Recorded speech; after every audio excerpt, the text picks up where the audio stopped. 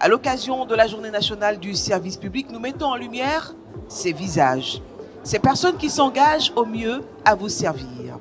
Bienvenue à cette émission spéciale dédiée aux Journées nationales du service public 2026. Nous poursuivons avec des agents du service public qui travaillent chaque jour efficacement et nous avons une championne de ce service public aujourd'hui. Son nom, Binan Marie-Christine, bonjour. Bonjour. Vous êtes sous-directrice relations publiques au ministère de la Communication. C'est ça. On entend souvent ministère de la Communication. Qu'est-ce que vous faites dans ce ministère exactement? Alors, le ministère de la Communication, il est là pour être en relation avec tous les autres ministères normalement et aussi pour informer le citoyen sur tout ce que l'État prévoit pour le bien-être de tout un chacun. Voilà.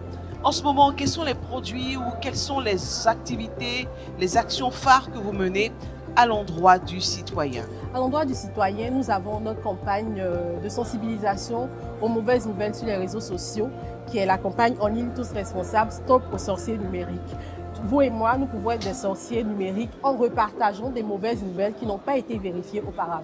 Et pour ce faire, le ministère de la Communication, en relation avec l'ANSSI, la PLCC, on travaille pour pouvoir veiller à surveiller tous ceux qui relaient de mauvaises informations et aussi les informer sur les codes, les pénalités qui pourraient advenir si éventuellement ils propagent les mauvaises nouvelles.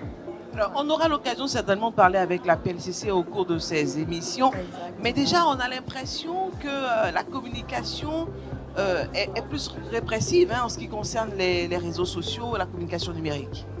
Bon, répressive serait un peu trop dit, mais vu cette nouvelle génération et avec tout ce qui se passe sur les réseaux sociaux, voilà, les dérapages, avec tout ce qui se passe, il faut au moins mettre le garde-fou pour dire qu'il faut à un moment que certaines mauvaises habitudes s'arrêtent.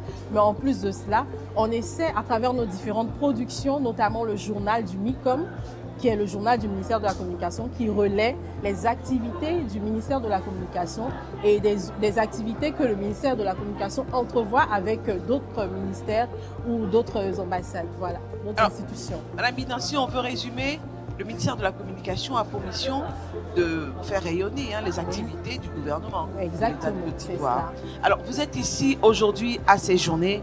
Quel message vous passez aux citoyens lambda et à tous les fonctionnaires qui vous écoutent au travers de notre canal? Alors, le message, ce serait d'inviter les citoyens à d'abord rechercher l'information, la vraie, et aussi à s'informer sur tous les canaux de diffusion que le ministère de la Communication ou tous les autres ministères mettent en place pour pouvoir donner la vraie information, pour pouvoir s'informer, pour pouvoir savoir ce qui se passe au ministère de la Communication, ce qui se passe au ministère de la Fonction publique.